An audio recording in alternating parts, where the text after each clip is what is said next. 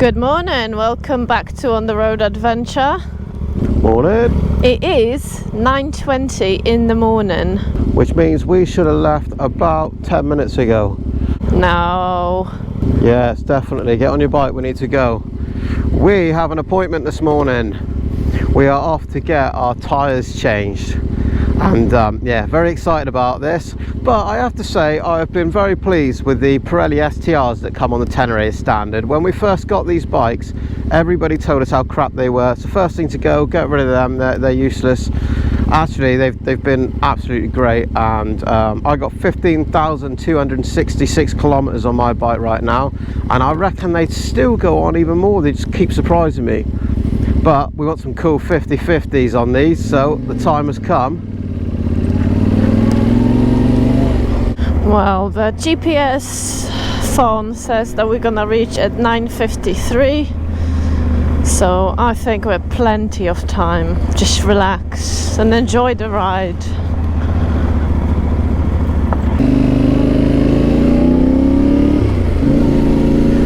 I am one of these people that just absolutely I have to be on time. Being 5 minutes late is completely unacceptable to me. Eva's got a more laid back approach, isn't ya? I'm not late either, you know. When I have to be somewhere, I'll be there.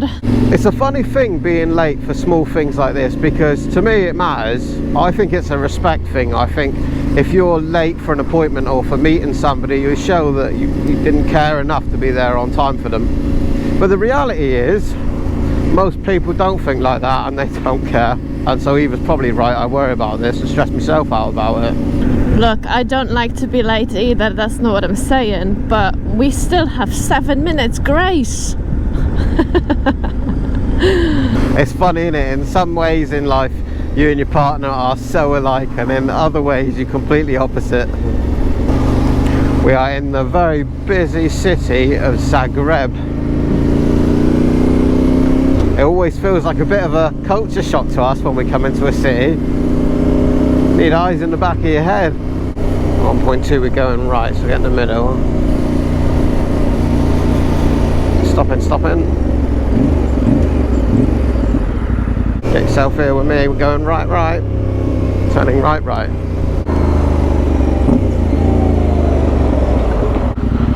Alright, we need to find matey's garage along here somewhere. Vulcanizer, here you go. There's tyres everywhere, that's a good sign.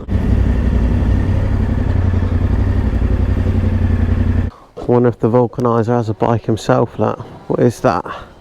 A Aprilia RSV4. Very pretty. What? Give the old vulcanizer a ring then. Guys, this is Christian, the vulcanizer here in Zagreb.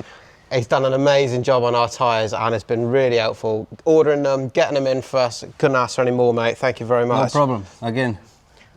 Anybody passing through here, this is the place to get your tyres. But more interestingly, I need to show you this. This is Christian's Aprilia RS4 with the key left in the ignition, as was our bike's, waiting for us to come back and pick them up. And that is the reality here in the city. The bikes can be left outside. He leaves this on the street every night and is confident the motorcycle won't be stolen. Push bikes on the other hand though, very different. Apparently they're gone in seconds. This is the new tyres. Hiding out or something. I'm not quite sure. I'm not really good on tyres, but they look pretty good. They are Heidenau K60 Scouts, and they are chunky monkeys. Look at the tread depth on these bad boys. That is thicker than my thumbnail. Let's hope it hasn't put too much height on these bikes. We can still touch the ground. Thank you. Cheers, guys. What a friendly bunch. I'm not really sure where the other guys came from, but everybody stood around having a good old chat, looking at the bikes, interested in us and where we come from and where we're going and all the rest of it. Oh, it was a really enjoyable encounter actually. They were all bikers as well. Yeah, I found Croatian people very, very nice. I wish we stayed longer, but we must move on. Now I can feel these tyres right away, almost like a almost a vibrating sort of feeling. Can you feel that, Eva? Can you? Oh yeah. Depends on what surface you go over. Well, that's it now. You'll have to do loads of off-road. If you change speed, that goes away a little bit. I suspect that it's because they are very firm tyres, and of course they are brand new as well. Well, it'll be interesting to see how we get on with these bad boys. They look wicked, I have to say. Heidenau K60 Scouts have had a long-standing reputation for longevity and yeah, doing really well both on-road and off-road. So that's the reason that I chose these. I have been told though that changing them, because they are so thick and chunky, that changing them yourself with spoons will be a big challenge. So the guy there reckons that they would in fact run flat if you had to. So yeah, that would be my plan, I reckon. Get to the next village and find a mechanic. I reckon that'll be our work, but hopefully we don't have to test that. Well, my plan would be just sit on the side of the road and wait for the man to come around that knows how to change it. What we'll do then is I'll go and hide. You sit and be a damsel in distress at the side of the road. We'll both get help. That'll work, definitely. Yeah, definitely. That's the thing, there is no perfect all-rounder, you know. You have to pick where you want to ride, what you're interested in, and if we want to give it a try for the off-road for the next few thousand kilometers, this is probably, well, definitely a better choice. These are going to be great in the gravel, right tool for the right job. We just got to get there now. So we have to get me with my British passport out of the Schengen zone, and that means going to Bosnia. I do only have about 2 days left of my 90-day allowance, so we're going to go right there. And we have found a campsite just over the border, which looks very nice, very rural, and that is about 150 kilometers from here. It is currently 32 degrees right now. Good to hear though. I was asking the mechanic guy there whether he rides in gear here, and he says yeah, he does, always wears his gear when he rides his bike, so that's good to hear, even though it's hot. Something else we noticed speaking with those guys, Eva asked how long lunch break is. I said, well, till we need to. We'll go to the coffee shop, we'll have a business break, he said, and then we might go and have another coffee. Very relaxed way of life it. He even said to us that it seems to outsiders when you come through countries like this that everybody just has time or nobody's got a job to do, but that's not the case. We're just meandering our way through these small villages. Look at this wooden top here on the house. It's amazing how you got one like that and then right next door to it you got something that looks really modern.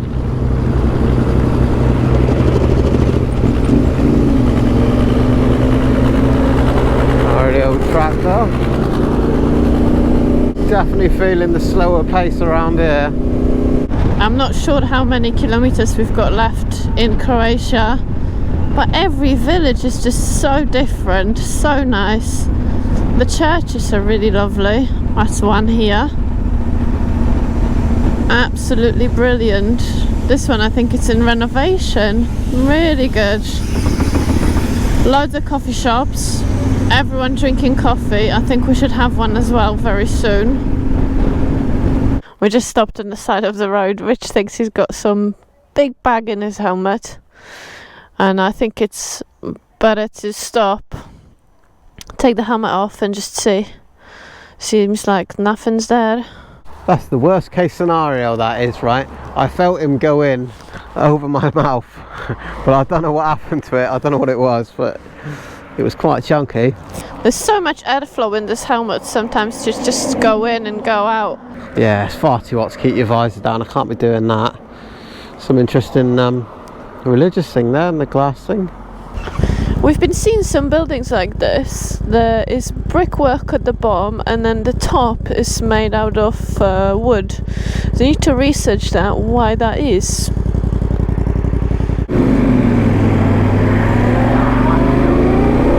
There's another one, brick on the bottom, wooden on the top. It is so nice. It's 29 degrees now. It's just excellent riding through these villages slowly in the sunshine. So happy, it's brilliant. It's like my favourite thing to do, and it just never ever gets old. You do the same thing every day, go ride your bike through small places and that. It's just brilliant. It just feels amazing riding through Croatia, and this is definitely somewhere that I do want to return and spend a longer time exploring the whole country, you know. But we have to move on. I'm also very excited to see Bosnia and see all the challenges we're gonna have there. Bosnia's got some excellent looking food. We've been looking online at things we should try and places we should go and that. Some really nice looking stuff there. Not like me to be getting excited about foreign food. So now we just found a little bar or something here. Grab a coffee, and I also noticed in that little shack on the corner there's some sort of food that I didn't recognise. I don't know what that is. We should go and have a nose.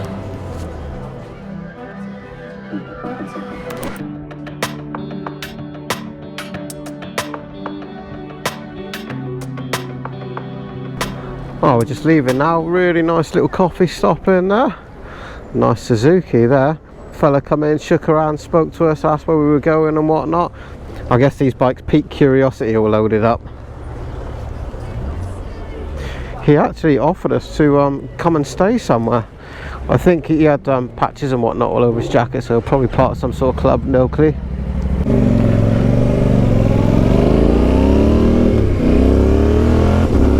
That was quite an important little coffee stop actually, because we realised in a little while we're going to be crossing over the border and going into Bosnia, and that means a new currency and stuff, and we were a little bit worried about whether we're going to be able to use the card that we've got when we get there.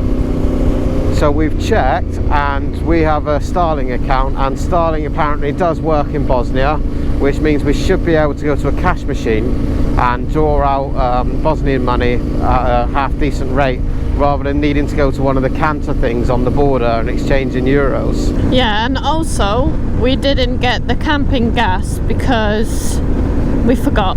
We remembered it. Yeah, well, we remembered it yesterday, and then today, once we left Zagreb, I realised that we didn't go to the Decathlon, which we should have. But apparently there is a petrol station nearby from the campsite, because we phoned up the campsite owner and he said he's sure we can get the camping gas. Oh, hello. Wait, bloody hell, man. Yeah, well, I like to do the speed limit or as close to it as possible sometimes, but well, yeah, so we're gonna get the camping gas near the campsite. That means a bit of a detour, but we see how we feel. Speaking of detours, that friendly guy we were talking to with the other bike at that bar, he offered us to stay at his place. We said, oh, we can't, we're going on to Bosnia. But we asked him whether you can get camping gas, and he said, well, yeah, you can at this shop, but it was like 12 minutes back in the direction that we've just come, so we've just passed the shop where we could have got it, which is always the way. But we just know that if you spend, 10-15 minutes going back, 10-15 minutes get back to where you are, and then you got to look around the store for it, we're going to lose another hour, and we think, do you know what, we're just going to crack on. There must be camping gas in Bosnia. So hopefully it pans out with this petrol station we've been told about to get some. If not, we'll be getting cafe coffees and stuff, I guess. It's not about spending money buying coffee, especially in Bosnia. I think it's quite cheap there. But when you wake up in the morning at camp, you want to put the kettle on, don't you, and make your own brew. It's all part of the experience. Well, it looks like we're just going through one of the last villages we'll do here in Croatia. Approaching the border now. It's been absolutely lovely riding these small roads through here. Such a mix of properties. A lot of abandoned looking ones, a lot of nice new looking ones as well, ones that have been looked after. Lots of coffee shops and smiling people waving as you go by. Yeah, definitely closer to the Bosnian border, the Croatia. Looks like there's loads of houses that are kind of abandoned. So I don't know, maybe there isn't many jobs going on in this region. We also noticed that there's a lot that look like they were sort of half built, and then for whatever reason people just stopped. Not really sure why. It's a really interesting area, that's for sure. Really enjoy coming through here. It looks very different to places we've seen before. Well, it looks like this will be the border. Very small, simple affair by the looks of it. Oh, we need to go together. I've got the passports. Right, we better turn the cameras off so we don't get in trouble. It's the last thing we want. We'll see you on the other side.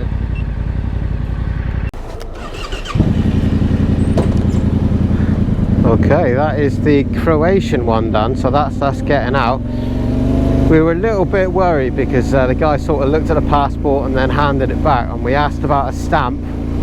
The guy didn't really know much about it. So it's a British passport, so we need a stamp. Oh, okay. We got his stamp and stamped it.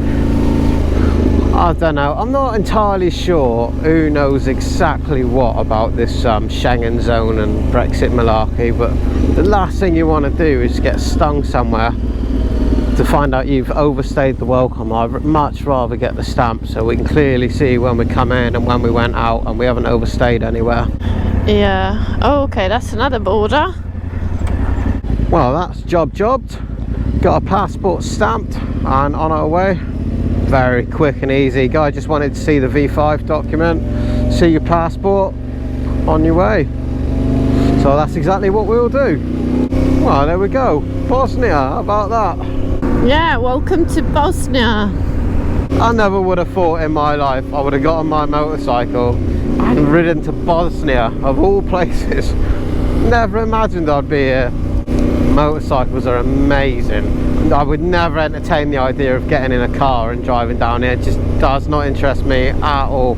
But sitting on my bike, cruising through the villages and that, just looking around, seeing what's up, I love it. Love it. You see, motorcycles can take you some amazing places. Well, a couple minutes into Bosnia and we're riding this small road, and alongside the road is all the graves, but no fencing or nothing like that around it, just there at the side of the road.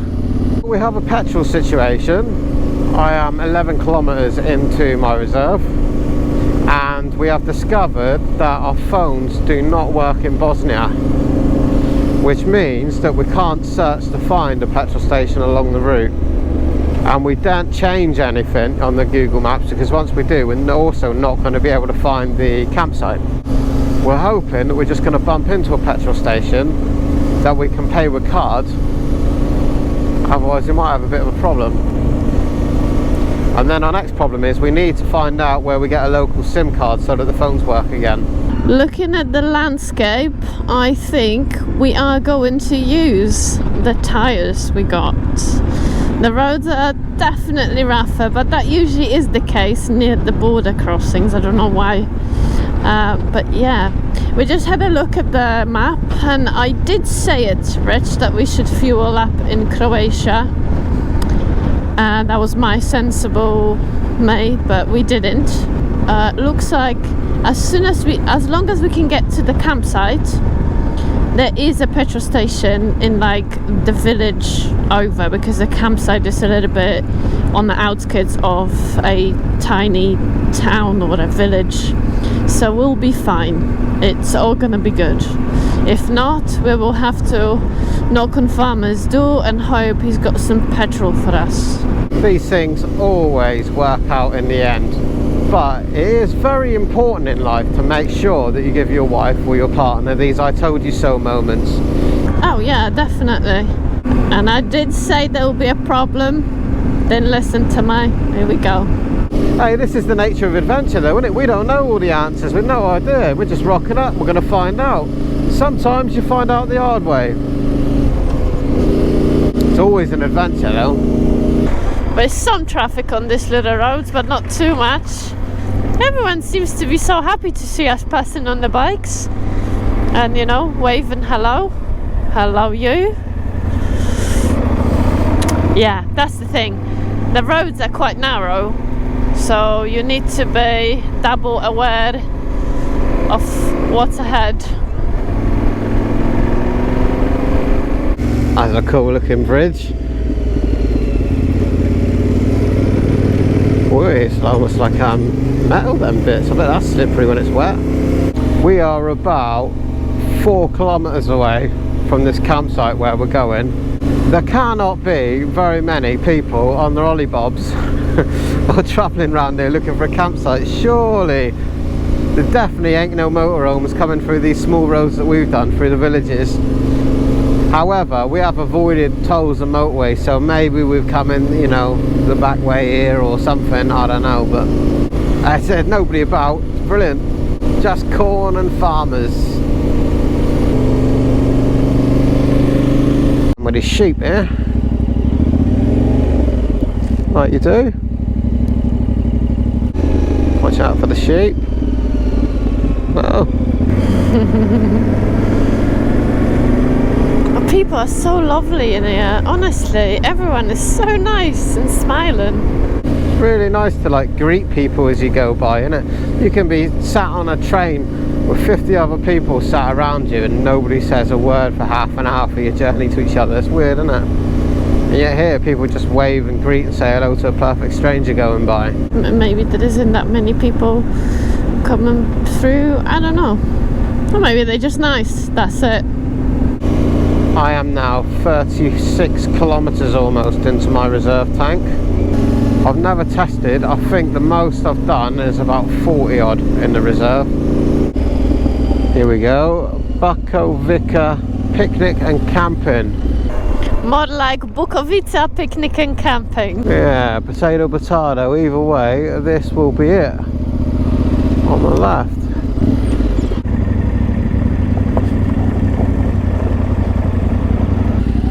Right, let's put our bikes here then. Let's find Daniel. Was it? We spoke to Daniel and see what's the deal here. We set up the camp. Made myself comfortable. It's really nice here. It's proper peaceful. Right in the middle of nowhere. There's a river running through the camp.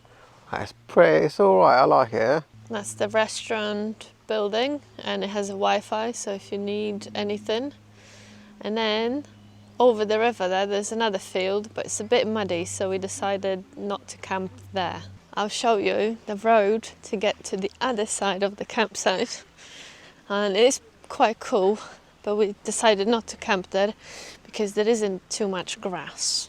Here you come in through the gate and you need to just ride through the river. It is a lovely campsite. Our situation is this. I don't think there's enough petrol to get to the next main petrol station. There is one on Google Maps showing a couple of miles away that says it might be closed. It's open for 24 hours. Yeah. Yeah, it's 6 kilometers, and if you go there, it's 6 and it's closed, then you get back, and then that's 24, and 24 is to the big one, so.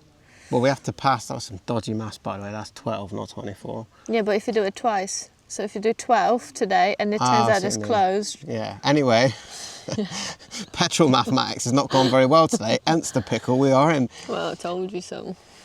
Yeah. So, anyway, we have no petrol. We also have no gas to cook anything on, nor do we have anything to cook. Should we have gas to cook on?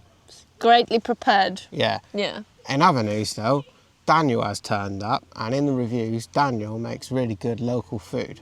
So he has just turned up. He's been working on the farm, he told me on the phone. We should go and see him. Yeah, let's and go see see him if before he there's buggers off. any bread and whatever we could have.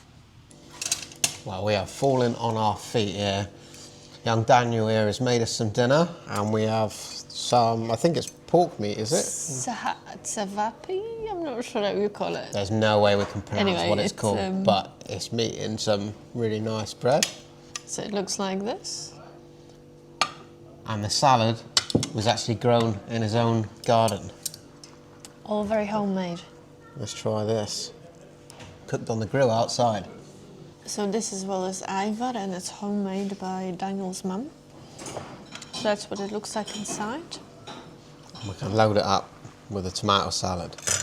Well, what a night we had. We've been sat down here in this really nice place, chatting away with Daniel. We've been learning about the local area in Bosnia and culture. Just learning things about the new country, asking the questions. He's a really interesting guy. Very interesting. Because he's been into travelling and things himself as well, so he's been to many places. We observed that usually people who own campsites are the people that love travelling themselves. Well, speaking of camping and campsites, we want to thank Gary Price, who sponsored us tonight's camping on buying me coffee.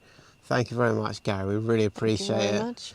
Don't forget you can follow us on Facebook and Instagram, and don't forget to hit that thumbs up. All these things add up, and you know that's ultimately what keeps these videos coming. So until next time, Love you, bye.